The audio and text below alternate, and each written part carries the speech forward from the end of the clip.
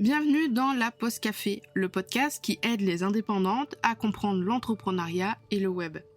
Je suis Camille, webmaster sous Elementor et WordPress depuis 2020 et mon job, c'est d'aider les indépendantes comme toi à créer, développer et gérer leur site internet. 2 fois par mois, on se retrouve pour un nouvel épisode.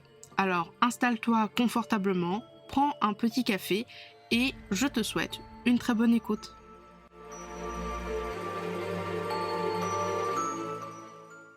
Hello, bienvenue dans ce nouvel épisode de la Pause Café. Aujourd'hui, on voit ensemble les bonnes pratiques d'une landing page efficace.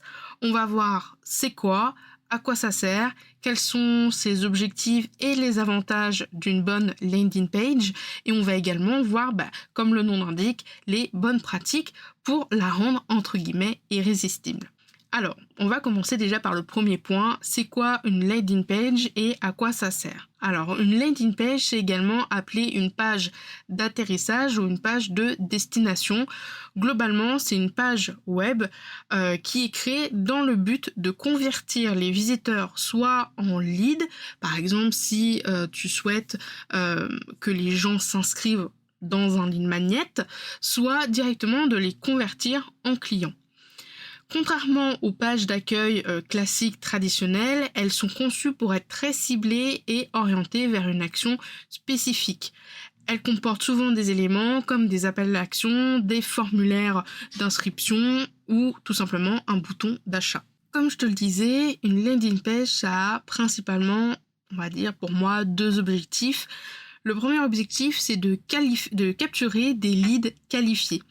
En fait, une landing page qui est plutôt bien réussie va permettre de recueillir des informations sur les visiteurs. En échange de contenu pertinent ou en échange d'une ressource gratuite, elle va pouvoir inciter les visiteurs à s'inscrire à quelque chose avec leurs coordonnées, nom, email, etc.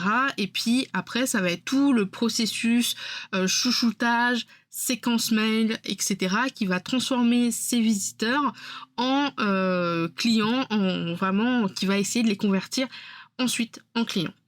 Par exemple, je suis une entreprise en ligne qui propose des formations sur le développement personnel. J'ai une landing page qui offre un e-book gratuit intitulé Les 5 clés du bonheur au quotidien. Les visiteurs qui sont intéressés, ils vont aller sur cette landing page, ils vont s'inscrire pour télécharger le livre. Et du coup, moi, je sais que les personnes qui sont intéressées, ils se sont inscrits pour cet e-book gratuit, ils sont potentiellement également intéressés par le sujet de ma formation et donc je vais essayer après dans la séquence et dans de futures campagnes quand je vais envoyer des mails bien segmentés de proposer justement cette formation aux personnes qui ont compris du coup l'e-book. L'autre avantage d'utiliser des landing pages, c'est tout simplement d'augmenter les ventes. Alors, pourquoi ? Parce que, en fait, elles vont être utilisées pour encourager les visiteurs à effectuer un achat ou à s'inscrire à un service payant. Par exemple, je suis une entrepreneuse en ligne qui vend des bijoux artisanaux.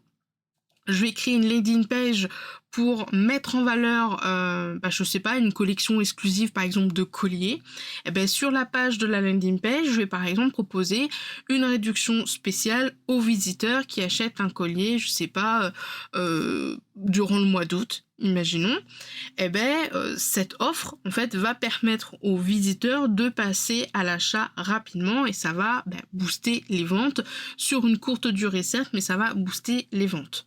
Alors, il faut faire attention entre une landing page et une page d'accueil classique.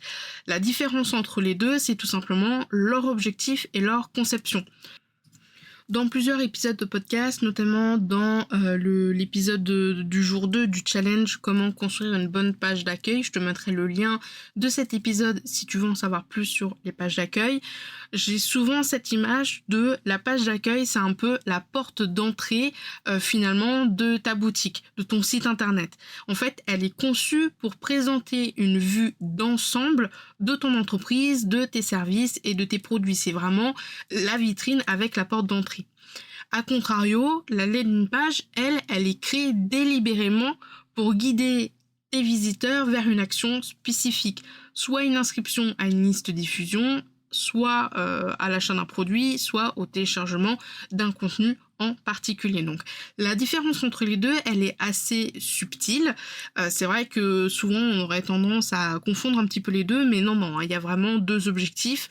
La landing page, c'est vraiment pour faire une action en particulier, et la page d'accueil, c'est tout simplement pour montrer la vue d'ensemble de ce que tu proposes, de qui tu es, de ce que tu offres en gratuit, en payant, etc., etc.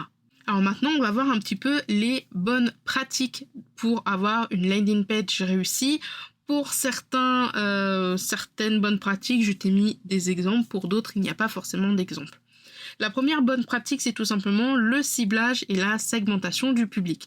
C'est une des premières étapes pour créer une bonne landing page, c'est tout simplement de bien connaître son public cible et de le segmenter. Par exemple, je suis une entrepreneuse en ligne qui propose des cours de cuisine pour les personnes végétariennes et véganes. Je vais créer une landing page spécialement conçue pour les personnes intéressées par une alimentation à base de plantes et de légumes, par exemple.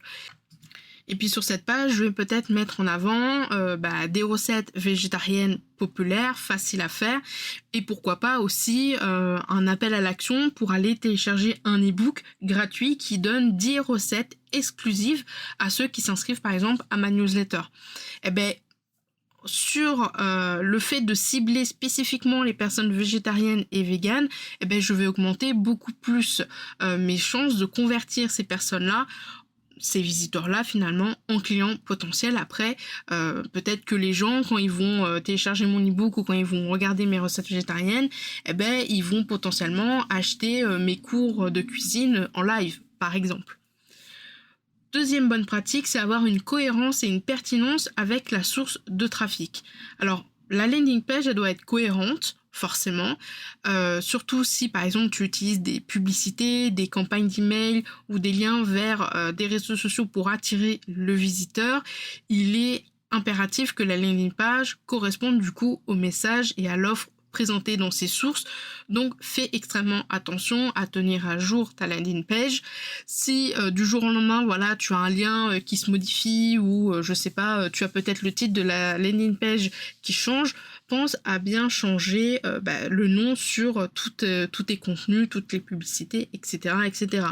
Par exemple, je suis une entrepreneuse en ligne qui vend des produits naturels pour la peau. Je vais lancer une campagne publicitaire sur Facebook pour promouvoir une de mes crèmes hydratantes bio. Cette publicité va mettre en avant forcément les bienfaits du produit, etc., etc. Et puis elle va potentiellement proposer une remise.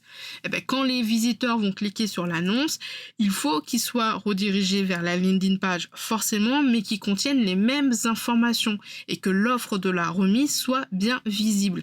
Il y a des fois quand tu cliques sur des pubs, que ce soit sur Facebook, Instagram ou des fois que tu cliques sur des emails ou des liens dans les bios sur Instagram, entre ce que le contenu il dit et ce qu'il y a de vraiment décrit sur la landing page, des fois il peut y avoir un décalage, soit parce que la personne elle a fait des modifications, elle n'a pas eu le temps encore de modifier, soit parce qu'elle a complètement oublié. Et du coup, le consommateur il est un peu perdu. Est-ce que je dois me fier à ce qu'il y avait décrit dans la pub? Est-ce que je dois me fier à ce qu'il y avait décrit sur la landing page? Voilà, donc fais attention de toujours rester cohérent entre ce que tu dis pour promouvoir cette landing page et ce qu'il y a décrit dedans. Troisième bonne pratique, la hiérarchisation du contenu et l'utilisation d'un design clair et soigné. Une landing page, c'est une page web. C'est une page qui va être vue par beaucoup de visiteurs, donc forcément, il est évident qu'il faut qu'elle soit bien structurée avec un design clair, attrayant, soigné, pour avoir la meilleure expérience utilisateur. Si déjà la personne elle va sur ta landing page et que la page elle est pas en responsive, que le texte il est trop gros, on est obligé de décaler à chaque fois pour lire, c'est très chiant, que les images mettent toujours 3 plombes à charger, forcément ça va être compliqué. D'autant plus que si le texte il est pas très lisible, voilà, les gens ils vont pas passer 3 plombes à lire ta landing page, ils vont essayer de décrypter peut-être pour les plus courageux au début, mais après ils vont partir et peut-être qu'ils vont partir sans passer à l'action. Donc il faut faire extrêmement attention de hiérarchiser ton contenu pour que les informations les plus importantes comme l'offre principale et le call to action soit visible sans que le visiteur ait à faire défiler pendant des plombes ta page. En parlant de appel à l'action, 4e étape, les appels à l'action doivent être convaincants et bien placés. Les CTA, donc c'est les call to action ou appels à l'action, ce sont les éléments les plus importants. C'est ce qui va permettre en fait de faire passer à l'action la personne. Donc ils doivent être clairs, accrocheurs et pertinents. Ça peut être par exemple chope-le vite, attrape-le vite, inscris-toi vite, inscris-toi maintenant, je m'inscris, je décolle, voilà. Mais essaye de faire des CTA qui soient plutôt visibles, accrocheurs, pertinents et surtout placés stratégiquement sur ta page pour faire en sorte de, encore une fois, passer tes visiteurs à l'action. Je t'en parlais un petit peu dans la hiérarchisation du contenu, je suis allée plus vite que mon plan finalement. 5e étape, c'est l'optimisation des appareils mobiles, le responsive design. Il y a énormément de personnes qui naviguent sur Internet avec les smartphones et les tablettes. C'est indispensable, il n'y a plus aucune excuse possible. Il faut que tes pages web et surtout tes landing pages soient optimisées pour les appareils mobiles, qui soit une expérience fluide et conviviale pour les visiteurs. Donc une page pas trop longue à charger, des typos clairs, des contrastes avec les couleurs assez intéressants, des images ni trop grandes ni trop petites.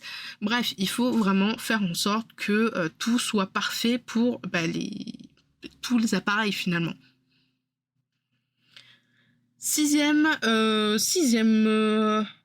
bonne pratique, je vais y arriver, c'est l'utilisation de témoignages et de preuves sociales. Alors, les témoignages de clients satisfaits et les preuves sociales comme les avis, les évaluations ou les logos des partenaires, ça va renforcer ta crédibilité et ça va faire que tu vas pouvoir établir une relation de confiance avec tes visiteurs et ça va les encourager à passer à l'action, soit à télécharger ta ressource gratuite, soit à passer à l'achat. Attention, cependant, il faut que ça soit des preuves à l'action, des preuves sociales vraiment validées. Tu ne fais pas de faux témoignages ni de faux avis. Tu vas pas commencer à mettre le logo partenaire de Nike, d'Apple ou d'Amazon si tu n'as jamais travaillé avec eux, si t'es pas en collaboration avec eux, parce que ça, c'est de la pratique mensongère. Enfin, c'est plus vraiment ça. C'est pas comme ça qu'on dit, mais voilà, t'as compris. Donc voilà, il faut des preuves sociales. Et si, c'est une landing page pour, une nouvelle ressource gratuite et que tu n'as pas encore d'avis pour cette ressource-là, tu as deux solutions. Soit tu laisses des cases vides avec écrit ton avis sera peut-être publié ici, ou alors tu peux mettre des avis de tes autres produits, de tes autres services qui sont en rapport avec ce produit-là. Par exemple, tu proposes, dans mon cas, des templates Elementor gratuitement en tant que lead magnet. Ils viennent de sortir, j'ai pas eu encore de retour. C'est pas grave, je vais aller chercher les avis de prestations de services ou des avis par rapport à ma boutique de templates. Et je vais bien sûr mettre en évidence que ce sont des avis de prestations de services et de mes templates payants et que les avis par rapport à ce lead magnet là, des templates gratuits, ils arriveront prochainement. Donc tu peux faire ça aussi, ça marche aussi. Et enfin, la dernière bonne pratique, c'est tout simplement de minimiser les liens de sortie pour éviter les distractions. Le but de ta landing page, c'est bien sûr de maintenir l'attention du visiteur sur l'objectif, l'offre principale. Donc il faut réduire un maximum les liens de sortie sur cette landing page. Donc évite de rediriger tes visiteurs vers d'autres pages de ton site, par exemple une autre offre payante, un autre article de blog, tes réseaux sociaux, etc. Essaye de les garder concentrés vraiment sur l'objectif premier. Ce que tu peux faire, c'est proposer sur tes landing pages un menu au niveau de l'entête et un menu au niveau du pied de page beaucoup plus simple. C'est-à-dire que vraiment sur le pied de page de tes landing pages, et ça peut être aussi la même chose sur tes autres pages d'inscription ou les pages de vente, juste tu mets les CGV, mention légale et politique de confidentialité et c'est tout. Tu ne mets pas forcément tes réseaux sociaux, tu ne mets pas forcément ton logo, tu fais juste un pied de page simple. Et puis en haut dans l'entête, tu pourrais très bien juste mettre le titre de ta landing page et faire juste un petit bloc avec écrit retour au site principal par exemple ou retour au site. Mais vraiment, il faut limiter le fait que potentiellement tes visiteurs ils vont cliquer sur un lien sur cette landing page et puis ils vont se perdre dans ton site. Non, il faut qu'ils restent sur cette landing page jusqu'à ce qu'ils s'inscrivent ou jusqu'à ce qu'ils achètent.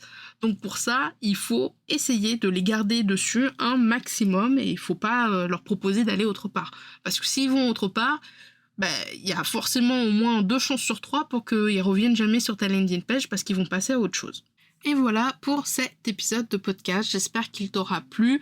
Donc si je devais récapituler, on n'oublie pas la cohérence de la landing page, on n'oublie pas l'optimisation pour les appareils mobiles, on n'oublie pas de créer du contenu pertinent, de créer des bons appels à l'action et bien sûr de cibler le public et l'audience de la landing page. Normalement, si tu suis ces bonnes pratiques, tu seras capable de créer une très bonne landing page ou en tout cas d'améliorer tes landing pages que tu as déjà sur ton site internet.